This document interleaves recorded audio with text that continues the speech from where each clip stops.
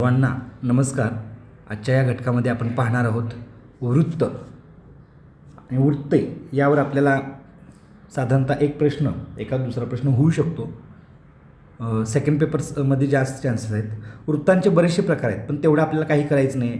मोजका आणि मी जेवढं सांगतो एवढंच करा. बाकीचे 15-20 प्रकार करायची गरज नाही. त्याच्यावर आपल्याला साधारणतः एकच प्रश्न एक ते दोन प्रश्न विचारला जाऊ शकतो. पेपर 1साठी नाही आहे तर सेकंडसाठी हा विचारला जाईल. तर सर्वांनी हे समजून घ्या आणि मी जेवढं आता दिले तेवढंच करायचं. त्याच्या पलीकडे तुम्ही काही करू नका. पुस्तकामध्ये बाकीच्या पुस्तकामध्ये बरेचसे त्याचे प्रकार दिलेले आहेत. तर आपण समजून घेऊया वृत्ते म्हणजे काय. बघा, लयबद्ध या ठिकाणी तुमच्या लक्षात येईल, लयबद्ध रसयुक्त वाक्यरचना म्हणजे पद्य होय. पद्य म्हणजे लयबद्धता असते त्याच्यामध्ये. पद्याची रचना ठराविकपणे निर्माण केली जाते. आपले सहज बोलणे म्हणजे गद्य. गद्य म्हणजे धडा, पद्य म्हणजे कविता. आता हे वृत्त ॲक्च्युली पद्याशी संबंधित आहेत. पद्यातील रचनेत पाद म्हणजे चरण, त्याला चरण म्हणतो बघा कवितेमध्ये. पाद म्हणजे चरण असतात पद्यामध्ये. कवितेमध्ये पद्य म्हणजेच कविता. पद्यामध्ये किंवा कवितेमध्ये आपण म्हणतो विशिष्ट शब्दरचना केली जाते, तिला वृत्त किंवा छंद म्हणतात. तर जी विशिष्ट प्रकारची रचना असते आणि त्याच्यामुळे कवितेला एक नादमयता येते, सौंदर्य प्राप्त होते आणि कविता सर्वांच्या आवडीची असतात. लक्षात ठेवा, त्याला आपण वृत्त किंवा छंद म्हणतो. पद्यरचनेचे प्रमुख 3 प्रकार आहेत. म्हणजे कविता 3 प्रकारामध्ये मांडल्या जातात. एक अक्षरगण वृत्त, मात्रा वृत्त आणि छंद, हे 3 प्रकार आहेत. लक्षात ठेवा. त्याच्यामध्ये बहुतांश प्रश्न अक्षरगण वृत्तावर विचारलेले आहेत. मात्रा वृत्त आणि छंद त्याचे प्रकार फक्त माहितीसाठी तुम्हाला सांगतोय किंवा समजून घ्या. एखादा प्रश्न विचारला असेल तर त्यावर पण आपल्याला उत्तर देता येऊ शकेल. तर अशा पद्धतीने जी कविताची जी रचना असते किंवा ज्या लयबद्धता मांडलेली असते तर त्यालाच आपण काय म्हणणार आहोत, वृत्त किंवा छंद म्हणतो. आणि हे 3 प्रकार त्याचे आहेत. त्यातला पहिला अक्षर गणवृत्त आपण या ठिकाणी पाहणार आहोत. याच्यावर आपल्याला प्रश्न विचारलेला आहे. उदाहरणार्थ बघा, प्रभाते मणी. उदाहरणार्थ इथं आहे बघा, प्रभाते मणी राम चिंतित जावा. चिवट टिंब आहे, चिंतित जावा. पुढे वैखरी राम आदी वधावा. सदाचार हा थोर सांडून येतो, जगी तोचितो मानवी धन्य होतो. हे आपण श्लोक आहेत, प्रार्थना आहे, आपण काय करतो वेळोवेळी घेत असतो. तर याच्यामध्ये जर पद्यरचनेची आपण जर रचना बघितली तर ह्या पद्यरचनेमध्ये काय आहेत बघा, 4 चरण आहेत ज्याला आपण ओळी म्हणतो. 1, 2, 3, 4. त्यानंतर बघा, प्रत्येक चरणात 12 अक्षरे आहेत. विशिष्ट प्रकारे त्यांचा क्रम आहे. तर तुम्ही मोजून बघितला तर प्रत्येक चरणात किती येतात, आपल्याला 12 अक्षरे येतात. यात काही अक्षरे ऱ्हस्व आहेत, तर काही अक्षरे काय आहेत, दीर्घ आहेत. ती प्रत्येक ओळीत ठराविक क्रमानेच आली आहेत. काहीतरी त्यांच्यात क्रमबद्धता आहे, नियमबद्धता आहे. लक्षात ठेवा. अशा पद्धतीने म्हणून वरील पद्यरचना हे वृत्त आहे. विशिष्ट प्रकारचा त्याच्यामध्ये क्रम आहे म्हणून त्याला आपण वृत्त म्हणणार आहोत. परीक्षेला यावर पण प्रश्न विचारलेला आहे, लघु गुरुक्रम किंवा लघक्रम म्हणजे काय. तर अगदी सोपा आहे. लघु गुरुक्रम किंवा लघक्रम म्हणजे काय बघा, यातला पहिला पॉईंट लक्षात घ्या. ज्या अक्षराच्या उच्चाराला कमी वेळ लागतो, म्हणजे कमी वेळेत ज्याचा उच्चार होतो त्याला आपण लघु अक्षर म्हणतो. आणि त्या अक्षराच्या खाली आपण अशा यू चिन्ह काढलं जातं किंवा असं दीर्घ चिन्ह असं असतं बघा, पसरट चिन्ह असतं. या चिन्हाने दाखवतात आणि या चिन्हाला आपण काय म्हणतो, लघु. कमी उच्चार लागतो, आखूड स्वर असतो तर त्याला लघु.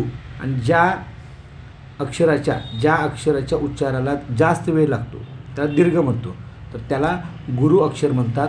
आणि ते या चिन्हानं दाखवतात, ऋणचिन्ह किंवा आडवी रेष. अशा पद्धतीनं यावर प्रश्न विचारलेला आहे. कमी वेळ लागतो त्याला लघु अक्षर आणि ते या चिन्हानं दाखवतात. आणि ज्याला जास्त वेळ लागतो किंवा दीर्घ, ऱ्हस्व आणि दीर्घ एवढा प्रकार लक्षात ठेवा. लघु म्हणजे ऱ्हस्व येतं आणि गुरु म्हणजे दीर्घ येतं. लक्षात ठेवा. हे शॉर्टकटमध्ये जी ऱ्हस्व अक्षर आहेत ते लघुमध्ये येणार, दीर्घ अक्षर आहेत ते गुरुमध्ये येणार. पण काही वेळा तुम्हाला नियम सांगतो, त्याच्यावर काही नियम आहेत, थोडक्यात आहेत ते. धन्य बघा, इथे शब्द सांगतो मी तुम्हाला. जर इथं धन्य लिहिला तर धन्य याच्या उच्चारामध्ये काय होतं बघा, या अक्षराचा उच्चार करत असताना ध जरी आपल्याला गुरु अपवादात्मक आहे तेवढंच एक्सेप्शनल लक्षात ठेवा. ध जरी आपल्याला दिसताना ऱ्हस्व दिसत असलं तरी धन्य याच्यामध्ये उच्चार करताना ध मध्ये काय आहे बघा, त्याचा उच्चार लांबट होतो, दीर्घ होतो. त्यामुळे याला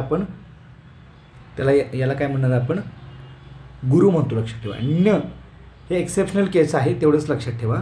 जास्त काही डोक्याला ताण घेऊ नका, कारण हे एवढं सगळंच काय आपल्याला एवढ्या डीपली नाही विचारत, जनरल प्रश्न याच्यावर विचारला जातो. आणि न्य हे जोडाक्षर जरी दिसत असलं तरी ते कशामध्ये येणार आहे, लघुमध्ये येणार आहे. एवढं लक्षात ठेवा. या पद्यरचनेतील शेवटच्या ओळींचा लघक्रम म्हणजे लघु गुरुक्रम कसा बघा दिलेला आहे इथं, जगी तोची तो मानवी धन्य होतो, मानवी धन्य होतो. तर याच्यामध्ये बघा ज पहिला अक्षर रस्व आहे ना, म्हणून हे लघु गुरु, लघु गुरु. जे रस्व आहे त्याच्या पुढं लघु आणि जे दीर्घ आहे त्याच्या पुढं काय आहे, गुरु. हे बघा लघु, इथं गुरु गुरु लघु येणार आहे, इथं येणार आहे गुरु. ध इथं जरासं हे होतं बघा, त्याच्या उच्चारानुसार इथं ठरवलेलं आहे आणि होतो हे गुरु गुरु येतं. अशा पद्धतीने लघु गुरुक्रम किंवा लघक्रम आपल्याला लिहायचा आहे. एका ओळीचा प्रश्न असतो, त्यामुळं त्याच्यावरचे प्रश्न प्रकार तुम्हाला प्रश्नसंच सोडवताना लक्षात येईल, किंवा कालच्या प्रश्नपत्रिकेमध्ये यावरचा प्रश्न आला होता बघा. अशा पद्धतीनं. तर या व्याख्यावर काय पाठ करत बसायचं नाही, मी जे सांगतो तेवढं लक्षात ठेवा फक्त. यती म्हणजे काय हो, हां हे विचारतात आपल्याला, त्यात ते अक्षरगण होतं आहे त्याच्यावर विचारतात. यती म्हणजे चरण म्हणताना ज्या अक्षरावर आपण थोडे थांबतो त्याला यती म्हणतात. तर बराचसा भाग यातला पाठांतराचा आहे, त्यामुळे ते पाठ करून घ्या, म्हणजे जे पुढं सांगणार आहे ते. यती म्हणजे, किंवा याच्यावर व्याख्या पण विचारली जाऊ, यती म्हणजे काय, किंवा चरण म्हणताना ज्या अक्षरावर आपण थोडे थांबतो त्याला काय म्हणतात, असं कसाही प्रश्न विचारतील, त्यामुळे ते कन्सेप्ट समजून घ्या, त्याला यती म्हणतात. वरील ओळ म्हणताना आपण 6व्या अक्षरावर थांबतो वरच्या ओळीमध्ये, म्हणून त्याला यती 6व्या अक्षरावर असं ते पाठ करायचं किंवा ते लक्षात ठेवायचं. तर आता पहिला प्रकार आपण बघणार आहोत, अक्षर गणवृत्त म्हणजे काय बघा. यावरच आपल्याला बहुतांशी प्रश्न विचारलेले आहेत. अक्षर गणवृत्त म्हणजे बघा, एखादी वृत्त कोणत्या प्रकारचे आहे हे ठरवताना कवितेतील प्रत्येक चरणातील 3-3 अक्षरांचा काय पाडला जातो, एक गट पाडला जातो. गट पाडतात, या गटालाच गण असे म्हणतात. 3 अक्षरांचा एक गट आहे, त्याला त्या गटालाच काय म्हणतात, गण म्हणतात. अक्षर 3-3 अक्षरांचे असे गट किंवा गण पाडून जे वृत्त तयार करतो त्यास आपण अक्षर गणवृत्त असं म्हणतो. अक्षर आहेत आणि त्याचं गण पाडलं आहे किंवा गट पाडला आहे 3-3 अक्षरांचा, तर त्याला अक्षर गणवृत्त असं म्हटलं जातं. इथं प्रभाते मनी रामचिंतित जावा, याचं जर बघितला तर उच्चारानुसार इथं ठेवलेलं आहे लघु गुरु गुरु, लघु गुरु गुरु, लघु गुरु गुरु, लघु गुरु गुरु. ओके, जास्त काय डोकं इथं चालवत बसायचं नाही, कारण हे बरेचसे उपप्रकाराने हे दिलेले आहेत. यातले प्रश्न मेन जे आहेत त्याच्यावर फक्त कॉन्सन्ट्रेट करा. प्रश्न प्रकार यावरचे सगळे अभ्यासा, म्हणजे तेवढ्याच प्रकार, जास्त डिटेल्समध्ये प्रश्न नाहीत. आणि एखादा प्रश्न असेल पण नसेल पण, त्यामुळे आपण हा भाग थोडक्यात आणि व्यवस्थित तेवढं थोडक्यातच समजून घ्या, जास्त काय हे करू नका. त्यानंतर आहे बघा, अक्षर गणवृत्तातील 8 गण दिलेले आहेत. 8 गण कुठले आहेत बघा इथं. 8 गण म्हणजे कुठले, आद्य म्हणजे सुरुवातीचे, मध्य म्हणजे मधले आणि अंत्य म्हणजे शेवटचे अक्षर, असं ते अक्षर गणवृत्तातील 8 गण इथं दिलेले आहेत. आपण पाहूया चला. तर याच्यामध्ये बघा, आद्य म्हणजे सुरुवातीचे, मध्य म्हणजे मधले आणि अंत म्हणजे शेवटचे अक्षर. आता हा जरा क्रम लक्षात ठेवा किंवा हा तक्ता पण लक्षात ठेवा, याच्यावर एखादा प्रश्न विचारला जाऊ शकतो. आद्य लघु म्हणजे काय बघा, आद्य लघु म्हणजे सुरुवातीला लघु. आद्य म्हणजे सुरुवातीचे म्हटले ना, सुरुवातीचे अक्षर लघु, मध्य म्हणजे मधलं लघु, अंत्य म्हणजे शेवटचे लघु आणि उरलेले गुरु. हा क्रम लक्षात ठेवा. सर्व लघु म्हटल्यानंतर सर्व लघु अशा पद्धतीचं लघु लघु लघु. आद्य गुरु म्हणजे सुरुवातीचा गुरु, मध्य गुरु म्हटलं की मधला गुरु आणि अंत्य गुरु म्हणजे शेवटचा गुरु आणि सर्व गुरु म्हटले की गुरु गुरु गुरु, ही अशी आडवी रेष येते.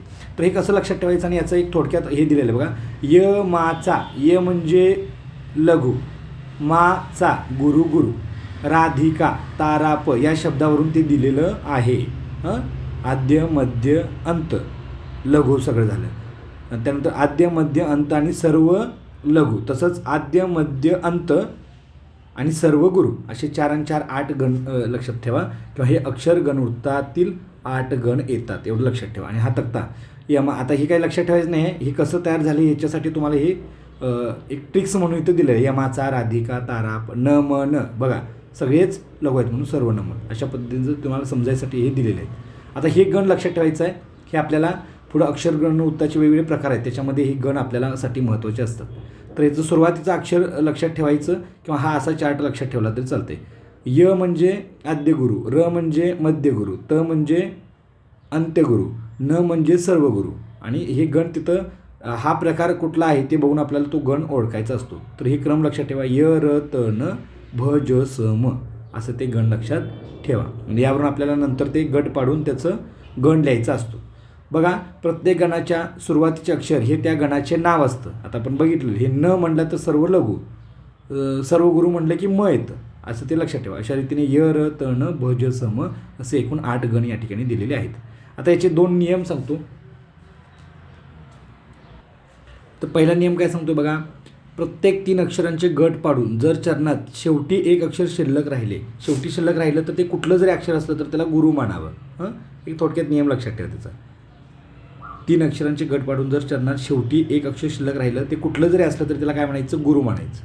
आणि चरणातील प्रत्येकाचे 3-3 अक्षरांचे गट पाडून जर 2 अक्षर शिल्लक राहिली तर त्यातले शेवटचे अक्षर जे काय असेल ते गुरु मानावे आणि उपांत अक्षर काय मानावे, लघु गुरु असल्यास ते पण गुरु मानावे.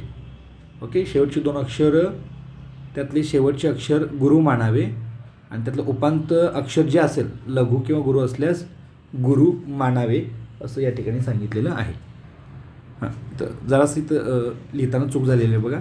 उपांत्य अक्षर लघु असल्यास लघु मानायचं उपांत्य अक्षर, आणि गुरु असल्यास काय म्हणायचं, गुरु असल्यास गुरु म्हणायचं. लघु असल्यास लघु, गुरु असल्यास काय म्हणायचं, गुरु मानावे. शेवटची 2 अक्षर असतील आणि शेवटचं अक्षर ते गुरुच मानायचं कंपल्सरी, आणि त्याच्या अगोदरचं अक्षर लघु असेल तर लघु, गुरु असेल तर गुरु. अशा पद्धतीचं हे उदाहरण लक्षात ठेवा. इथं बघा, आपल्याला दिल्लीचं गण पाडला तर इथं पहिले सगळे जर गुरु सर्व गुरु असेल तर ते न इथं होतं बघा. तर असा गण लिहिता आला पाहिजे आपल्याला. ते असं लक्षात ठेवायचं. सर्व लघु असतील तर तो न येतो. स म र स येतो. हे बघा, स समान आहे बघा, ल स. आणि शेवटचं एक राहिलं असेल तर ते गुरुच मानायचं, आणि 2 राहिले असतील तर शेवटचं गुरु आणि अगोदरचं जे असेल ते मानायचं असतं. तर अशा पद्धतीचा हे क्रम आहे. आता ते सगळं पाठ करायचं नाही, थोडंसं लॉजिक लावून पण लक्षात ठेवा. आणि याच्यावर आपल्याला प्रश्न अगदी सोपे असतात, एवढे किचकट प्रश्न नसतात. हे तुम्हाला सगळ्या माहितीसाठी मी सगळं व्यवस्थित समजून दिलेलं आहे. आता इथनं पुढं काय करायचं आहे, इथनं पुढं मी जे सांगतोय हे काय करायचं, पाठच करायचं आहे. असं पाठ करायचं, काही डोकं लावायचं नाही. पहिलं अक्षरवृत्त आहे भुजंग प्रयत. आता एकूण 15-16 अक्षरवृत्त दिलेले आहेत, पण तेवढी करायची नाही. मी ही 2-3 सांगितले तेवढंच, आणि एखादं शार्दूल विक्रीडित ते एखादे 4च फक्त हे करा. कारण एवढा भाग एका मार्कासाठी तुम्ही सगळं काय करत बसायची गरज नाही. तर इथं काय लक्षात ठेवायचं, भुजंग प्रयासचं आपल्याला काय विचारतात, लक्षणं विचारतात, गण विचारतात किंवा यती विचारतात. उदाहरणार्थ लक्षण हे अक्षर गणवृत्त आहे. प्रत्येक कडव्यात 4 चरण असतात, प्रत्येक चरणात 12 अक्षरे असतात. गण य य य य 4 वेळा येतं बघा. आणि यती 6व्या अक्षरावर. तर या 4ही प्रकारावर आपल्याला प्रश्न विचारला जाऊ शकतो. भुजंग प्रयात हे काय आहे, अक्षर गणवृत्त आहे. प्रत्येक चरणात त्याच्या प्रत्येक कडव्यात 4 चरण असतात बघा. इथं 4 चरण आहेत. प्रत्येक चरणात 12 अक्षर असतात. मोजून जर बघितला तुम्ही 1 2 3 4 5 6 7 8 9 10 11 12 अक्षर येतात. गण य य य य आणि यती काय येतं बघा, 6व्या अक्षरावर. म्हणजे 6व्या अक्षरावर सांगतो आपण. सदा सर्वदा योग तुझा घडावा. यती म्हणजे आपण ज्या अक्षरावर थांबतो असं म्हणतो. तर भुजंग प्रयत हे अक्षर गणवत असताना याच्यामध्ये हे आपला भाग पाठच करायचा आहे असा. याच्यात काय वेगळं लक्षात ठेवण्यासारखं किंवा याच्यामध्ये ट्रिक्स नाही, लक्षात घ्या. उदाहरण इथं दिलेलं आहे, सदा सर्वदा योग तुझा घडावा. मगाशी दिलेलं आहे तेच आहे. तर ही उदाहरणं वगैरे काही पाठ करायची नाही आपल्याला. यावर प्रश्न अशा पद्धतीने विचारले जातात. आणि हा लघु गुरुक्रम कसा आहे तो तेवढा बघून घ्या. बाकीचे एक्स्ट्रा उदाहरण दिलेले आहेत, ती काय पाठ करायची गरज नाही. य हे 4दा येतं कशामध्ये, भुजंग प्रयातमध्ये. यावर प्रश्न विचारलेला आहे 2017-18च्या प्रश्नपत्रिकेमध्ये. दुसरा आहे वसंत तालिका. हे पण आहे असं पाठ करायचं. हे पण अक्षर गणवृत्त आहे, हे विचारतील. 4 चरण असतात, प्रत्येक चरणात 14 अक्षरे असतात. पाठच करायचं. गण त्याचा विचारतात तो असा लक्षात ठेवा. यती कितव्या अक्षरावर आहे असं पण विचारतात, ते 8व्या. हे काय उदाहरण पाठ करायची गरज नाही. हे फक्त क्रम कसा दिला आहे तो बघून घ्या. त भ ज ज ग ग हे त्याचं काय आहे, गण पडतो, एवढं लक्षात ठेवा. हे बाकीचे उदाहरण आहेत, त्या ॲज इट इज नुसतं वाचून काढा. इथं येती वसंत तालिकी आणि त्याचा हे लक्षात ठेवा, त्याचा गण अशा पद्धतीचा आहे तो लक्षात ठेवा. तिसरा आहे मालिनी. हे पण अक्षर गणवृत्त आहे. ते अक्षर गणवृत्ताचे प्रकारच बघायला लागले. चरण 4 असतात, प्रत्येक चरणात 15 अक्षर असतात. थोडासा अक्षर चरण याच्यामध्ये थोडासा फरक आहे. गण पण लक्षात ठेवा, प्रत्येकाचं गण अशा पद्धतीने आहे. यती कुठं आहे तो त्या अक्षरवृत्तातल्या प्रकारामध्ये ते पाठच करायला पाहिजे किंवा लक्षात ठेवायचं. हे पाठ करूनच ठेवा, या आहे असं, यावरच प्रश्न विचारतो. उदाहरणं पाठ करायची गरज नाही, हे फक्त समजून घ्या आणि हे लक्षात ठेवायचं. मालिनीचं गण बघितलं तर अशा पद्धतीचा येतो, एवढंच यातलं लक्षात ठेवा. अशा पद्धतीने बाकीचे आहेत. शार्दूल विक्रीडे एखादा आहे, त्याच्यावर एखादा प्रश्न विचारतील तर तो एक तुम्हाला टाकून ठेवतो, नाही तर बाकीचं एवढंच वृत्तामधलं करून घ्या, बाकीची काही करायची गरज नाही. आणि शेवटचं 2 प्रकार आहेत, मात्रा वृत्ते किंवा त्याला आपण जाती म्हणतो आणि छंद. ओके, तर मात्रा वृत्ती किंवा जाती म्हणजे काय बघा, ज्या कवितेच्या चरणात अक्षरांचे व गणाचे बंधन नसते, मुक्तपणे केवळ मात्रांचे बंधन असते, त्यास मात्रा वृत्त किंवा जाती असे म्हणतात. अक्षरांचं गणाचं काही बंधन नसतं, फक्त कशाचं बंधन असतं, मात्रांचे बंधन असते. यावर प्रश्न एखादा विचारतील. उदाहरणार्थ बघा, मराठीतील पद, कटाव, फटके, भूपाळ्या, आरत्या, अंगाई गीते, पाळणे, पोवाडे, समरगीते आणि लावण्या यांचा समावेश मात्रा वृत्तामध्ये होतो. एखादा प्रश्न त्यावर विचारला तर तो सांगता आला पाहिजे अशा पद्धतीने. आणि शेवटचा घटक आहे छंद. छंद म्हणजे काय बघा, मराठीमध्ये संस्कृतपेक्षा वेगळी अशी विशिष्ट प्रकारची कविता रचना प्रारंभपासून होत होती. लोकगीते आणि स्त्रियांच्या ओव्या हा पारंपरिक कविता प्रकार अस्तित्वात होता. याच्यावर प्रश्न आपल्याला विचारतील कदाचित. ज्ञानेश्वर, नामदेव, एकनाथ, तुकाराम आणि रामदास इत्यादी संतांनी आपल्या कविता मुख्यतः कशामध्ये लिहिल्या, ओवी या छंदामध्ये लिहिलेल्या आहेत. म्हणजे अभंग रचना वगैरे आहे तर ती या प्रकारामध्ये येते. आणि या सर्व संतांनी अभंगाचीही उत्तम रचना केली आहे. रचनेच्या बाबतीत अभंग हा अधिक काटेकोर आहे, ओवीची रचना त्या मानाने शिथिल आहे. तर अशा पद्धतीनं आपण या घटकामध्ये एवढा भाग घ्यायचा आहे. आणि जे काय सांगितले त्या पद्धतीनं लक्षात ठेवा, ते पाठ करा. आणि त्यावरचे प्रश्न आपल्याला TETमध्ये सेकंड पेपरसाठी एखादा दुसरा असू शकतो. तर जास्त ह्याला वेळ देऊ नका किंवा जास्त काय किचकट करत बसू नका, एवढंच त्याच्यावर जनरली प्रश्न विचारला जातो. तर अशा पद्धतीनं आपण आजच्या टॉपिकमध्ये वृत्त हे घटक आपण व्यवस्थित पूर्णपणे घेतलेला आहे. आता पत्रलेखनाचा एक फक्त भाग आपला राहिला, ते पण सोपा आहे, ते अगदी 1-2 मिनटामध्ये तुम्हाला समजून देतो. तर इथं आपला मराठीचा बऱ्यापैकी सिलेबस या ठिकाणी आपण कवर केलेला आहे. 90% म्हणा, 10% म्हणजे थोडेसे काही घटक असतील तर मी तुम्हाला ते व्हिडिओच्या माध्यमातून शेअर करून देतो. धन्यवाद.